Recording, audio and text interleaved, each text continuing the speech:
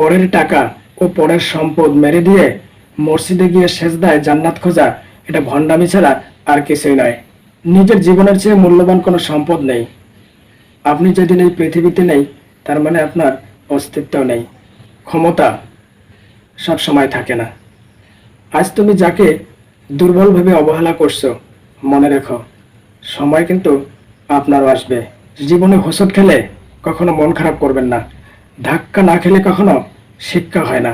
সাবধান, মিথ্যাবাদীদের সঙ্গে কখনো ফাসাদে লিপ্ত হবেন না, তর্কে লিপ্ত হবেন না। এই মিথ্যাবাদী এমন জায়গায় আপনাকে এমন কিছু বিষয় নিয়ে কথা বলবে যেটা আপনি কখনো কল্পনাও করতে পারেননি। জীবনে অনেক ধরনের গোপনীয় কথা আপনার থাকতে পারে, এগুলো কখনো মানুষের সঙ্গে শেয়ার করবেন না।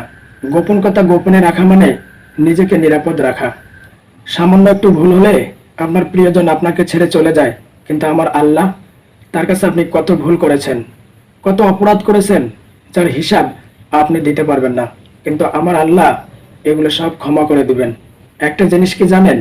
আপনি যদি ঠকেও যান তবু আপনার ভালো লাগবে, আপনি যদি সৎ থাকেন, নিষ্ঠাবান থাকেন। কারো ফোনের স্ক্রিনে যদি আপনার সুন্দর একটা ছবি দেওয়া থাকে, তাহলে ভাববেন না সে আপনাকে অনেক ভালোবাসে, তা কিন্তু নয়। ইঁদুর মারার যে বিষ আমরা ক্রয় করি, এই বিষের প্যাকেটে কিন্তু ইঁদুরের ছবি সুন্দর করে দেয়া থাকে, কিন্তু এটা যদি ইঁদুরে খায়, নির্ঘাত মৃত্যু। আপনার জীবনটা তখন টেনশন মুক্ত হবে, কোথায় কোন কথা বলতে হবে, কখন কোথা থেকে সরে আসতে হবে, এটা যদি আপনি বুঝতে পারেন, তখন থেকে আপনার জীবনটা সুন্দর হয়ে যাবে। জীবনে ভুল জায়গায় স্যাক্রিফাইস এবং ভুল জায়গায় কম্প্রোমাইজ, এটা আপনাকে না দেবে সুখ, না দেবে সফলতা। পৃথিবীতে কেউ চিরদিন পাশে থাকে না। স্বার্থ ফুরে গেলে ফলবিহীন গাছের মতো হয়ে যাবেন, কোনো খোঁজ খবর থাকবে না। না আসবে পানি, না আসবে খাদ্য। এই দুনিয়া যদি আপনি শান্তি না পান, তাহলে কি করবেন? শেষ ঠিকানা কবরস্থান। কবরে গিয়ে যদি আপনি শান্তি না পান, তাহলে কোথায় যাবেন? যাওয়ার কিন্তু জায়গা নেই। একটা জিনিস মনে রাখবেন, সব জায়গায় সত্যি কথা বলতে যাবেন না, সব জায়গায় তর্ক করতে যাবেন না। সব জায়গায় সত্যি বললে আপনাকে পাগল ভাবা হবে। আপনার যদি অর্থ থাকে, তাহলে পুরা পৃথিবী তথা পুরা দেশ, পুরা মিডিয়া আপনার পিছনে পিছনে ঘুরবে। আর যদি অর্থ না থাকে, কেউ আপনাকে পাত্তা দিবে না। আপনার পরিবারে কোনো গুরুত্ব থাকবে না, বন্ধুদের কাছে কোনো সম্মান থাকবে না। অর্থ না থাকলে আপনার জন্মদাতা পিতামাতাও আপনাকে ভালোভাবে গ্রহণ করবে না। একজন যোগ্য স্বামী তাকেই বলে যে স্ত্রীকে ভালোবাসতে জানে, স্ত্রীকে বোঝার চেষ্টা করে, স্ত্রীকে মর্যাদা দেয়, তার যোগ্য স্থান সৃষ্টি করে দেয়। স্বামী মানে স্ত্রীর প্রবল বিশ্বাসের জায়গা। স্বামীকে চেনা যায় স্ত্রীর অসুস্থতায়, আর স্ত্রীকে চেনা যায় স্বামীর দরিদ্রতায়। স্বামী যখন দরিদ্র হয়, অভাব অনটনে থাকে, তখন আপনি আপনার স্ত্রীকে চিনতে পারবেন।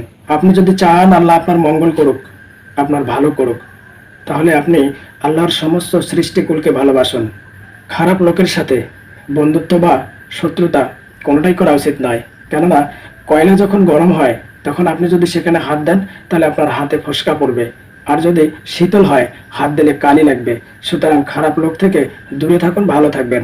শিক্ষা আপনাকে দুটো জিনিস দেবে, জ্ঞান দিবে, ধন দিবে, আর চরিত্র আর ব্যবহার আপনাকে সম্মান দিবে। জীবনে তিন ধরনের মানুষ কখনো সফল হয় না, তাদের কপালে দুঃখ লেগেই থাকে। নাম্বার এক, যারা সময়ের সঠিক ব্যবহার করতে জানে না, সময়ের সঠিক ব্যবহার করে না। নাম্বার দুই, যারা অন্যকে নিয়ে ব্যস্ত থাকে, নিজের মূল্যবান সময় অন্যের পিছনে ব্যয় করে, অন্যের উপর নির্ভর হয়ে জীবন পরিচালনা করে। নাম্বার তিন, যারা অন্যকে হিংসা করে, ঘৃণা করে, অশান্তি সৃষ্টি করে, তারা কখনো সুখী হয় না। কেননা তাদের মনের মধ্যে সবসময় অশান্তির বীজ রোপণ হতে থাকে। একজনকে আপনি কষ্ট দিলে আপনি তার থেকে দ্বিগুণ কষ্ট পাবেন, এটাই বাস্তব সত্যি। আপনি যদি কাউকে এক হাত দৌড়াতে যান, তাহলে আপনাকে দু হাত পিটাতে হবে, তবেই তাকে আপনি এক হাত পিটাতে পারবেন, এটাই বাস্তব সত্য। যারা আপনার পিছনে পড়ে আছে, তারা কিন্তু পিছনেই থাকবে, তারা কখনো আপনার সামনে যেতে পারবে না। এই পৃথিবীতে তারাই সবচেয়ে দ্রুত সফল হয়, যারা নিজের প্রয়োজনে অন্যকে ব্যবহার করতে পারে, অন্যকে কোরবানি দিতে পারে। অবাঞ্ছিত কষ্ট থেকে মুক্তি পেতে চাইলে নীরবতার সাথে বন্ধুত্ব করুন, তাই নীরবতাই আপনাকে স্বস্তি এনে দিবে। আপনি যতদিন বিপদে পড়বেন না, ততদিন আপনি জানতে পারবেন না যে আপনার আশেপাশে যে মানুষগুলো কতটা স্বার্থপর, আশেপাশের মানুষগুলো কতটা স্বার্থপর। আর আপনি যাদেরকে মন প্রাণ দিয়ে বিশ্বাস ভালোবাসতেন তারা কতটা নিষ্ঠুর। আপনি যদি বিপদে না পড়েন তাহলে কখনো এটা বুঝতে পারবেন না।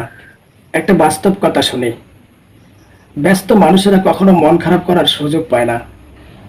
একটা সময় আপনি যাকে ছাড়া চলতে পারতেন না, আপনি কর্মের মধ্যে যদি আপনি আপনার জীবনটা অতিবাহিত করেন, ওই দিনটাকে পার করেন, তো দেখবেন যাদেরকে ছাড়া আপনি চলতে পারতেন না তাদের কথা আপনার একবারও মনেও হবে না। জীবনে কিছু করতে চাইলে অবশ্যই আপনাকে ঝুঁকি নিতে হবে, রিস্ক নিতে হবে। তাছাড়া জীবনে কোনো কিছুই করা সম্ভব নয়। এর সাথে প্রয়োজন হলো ধৈর্য। ধৈর্যবিহীন কোনো কিছুই পৃথিবীতে কেউ কখনো অর্জন করতে পারেনি। চেনা মানুষটা যখন অচেনা হয়ে যায় তখন পুরো পৃথিবীটা অন্ধকার মনে হয়।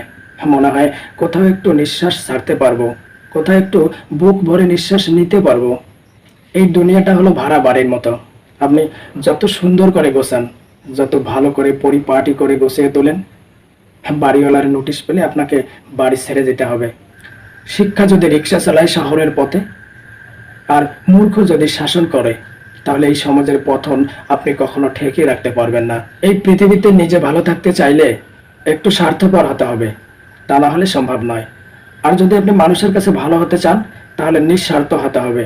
কোনো স্বার্থ নিজের মধ্যে রাখা যাবে না, তাহলে আপনি মানুষের কাছে ভালো হতে পারবেন না। শরীর আর সম্পত্তি নিয়ে কখনো গর্ব করবেন না, কেননা অসুস্থতা এবং দারিদ্রতা কাউকে বলে আসে না। যে ব্যক্তি ফজরের নামাজ জামাতের সহিত আদায় করলো সেই জন্য আল্লাহ তাআলার জিম্মায় চলে আসলো। আল্লাহু আকবার। আমরা অপাত্রে পানি বেশি ঢালি, যাদের আমরা বিশ্বাস করি, কেয়ার করি, ভালোবাসি, তারাই সবচেয়ে বেশি অবহেলা করে। ইয়া আল্লাহ, আমি তোমার কাছে মাত্র 3টি জিনিস চাই: শারীরিক সুস্থতা, ঋণমুক্ত জীবন, ইমানের সহিত মৃত্যু।